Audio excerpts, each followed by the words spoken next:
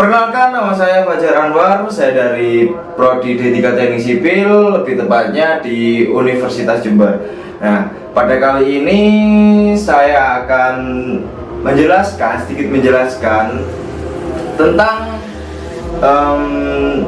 klasifikasi jalan. Klasifikasi jalan sendiri merupakan materi mata kuliah geometrik jalan raya. Nah, pada kali ini saya akan menjelaskan bagaimana sih klasifikasi jalan raya itu menurut MKJI, menurut buku Saodang, menurut buku Sukirman. Nah, untuk lebih jelasnya kita lihat langsung di video selanjutnya. Oke, yang pertama klasifikasi jalan berdasarkan sistem. Nah, dalam klasifikasi jalan berdasarkan sistem ini ada dua penjelasan yang ada di materi klasifikasi jalan berdasarkan sistem. Yang pertama, sistem jaringan jalan primer. Nah, sistem jaringan jalan primer merupakan sistem jaringan jalan dengan peranan pelayanan distribusi barang dan jasa untuk pengembangan semua wilayah di tingkat nasional dengan menghubungkan semua simpul jasa distribusi yang berwujud pusat-pusat kegiatan. Nah, maksud dari klasifikasi jalan menurut berdasarkan sistem ini merupakan klasifikasi jalan yang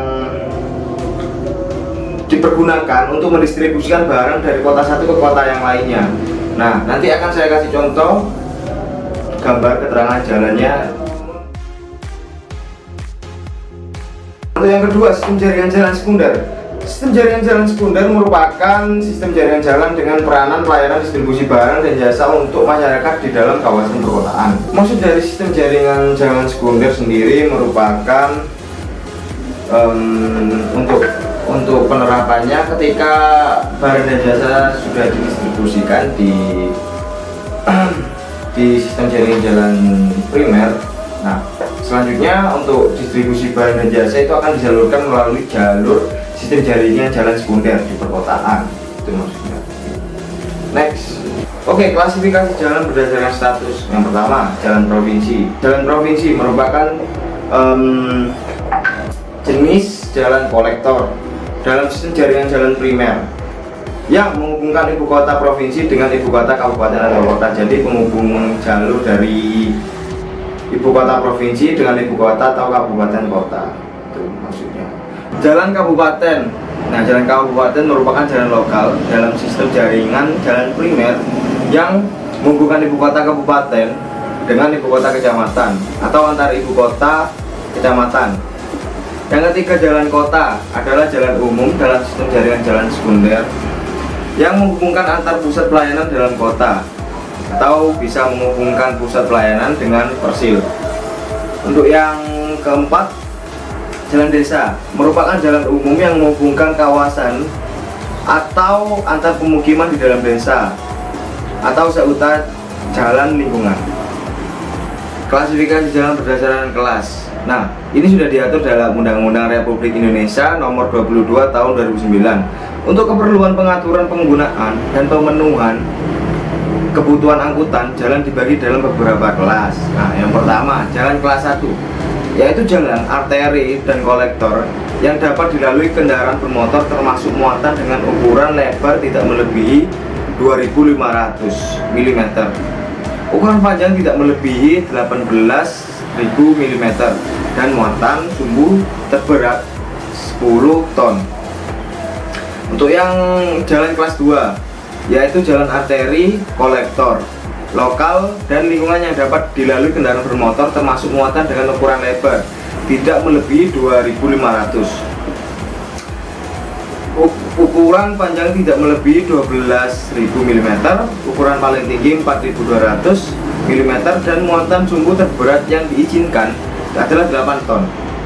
Setelah itu, jalan kelas 3, yaitu jalan arteri, kolektor, lokal, dan lingkungan yang dapat dilalui kendaraan bermotor dengan ukuran lebar tidak melebihi 2100 mm, ukuran panjang tidak melebihi 9000 mm, ukuran paling tinggi 3500 mm, dan muatan sumbu terberatnya adalah 8 ton. Setelah itu, jalan kelas khusus, Nah, jalan kelas khusus ini yaitu jalan arteri yang dapat dilalui kendaraan bermotor dengan ukuran lebar tidak melebihi 2500 mm, ukuran panjang tidak melebihi 18.000 mm, ukuran 7 paling tinggi 4.200 mm, dan muatan sumbu terberat adalah 10 ton. Untuk yang keempat, klasifikasi jalan berdasarkan fungsi. Jalan arteri merupakan jalan umum yang berfungsi melayani angkutan utama dengan ciri perjalanannya jarak jauh, terus kecepatan rata-ratanya tinggi, dan jumlah masuk dibatasi secara berdaya guna. Untuk jalan kolektor merupakan jalan umum yang berfungsi melayani angkutan pengumpul atau pembagi dengan ciri perjalanan jarak sedang. Kecepatannya rata-rata sedang dan jumlah jalan masuk dibatasi. Terus jalan lokal. Jalan lokal merupakan jalan umum yang berfungsi melayani angkutan setempat dengan ciri perjalanannya jarak dekat, kecepatan rata-ratanya rendah, dan jalan masuk tidak dibatasi. Nah, untuk yang terakhir, jalan lingkungan merupakan jalan umum yang berfungsi melayani angkutan lingkungan dengan ciri melayani angkutan jarak dekat dan kecepatannya rata-ratanya sangat rendah. Oke, terima kasih. Sekian dari video saya. Maaf apabila ada kesalahan dalam tutur kata atau dalam penyaluran pendapat.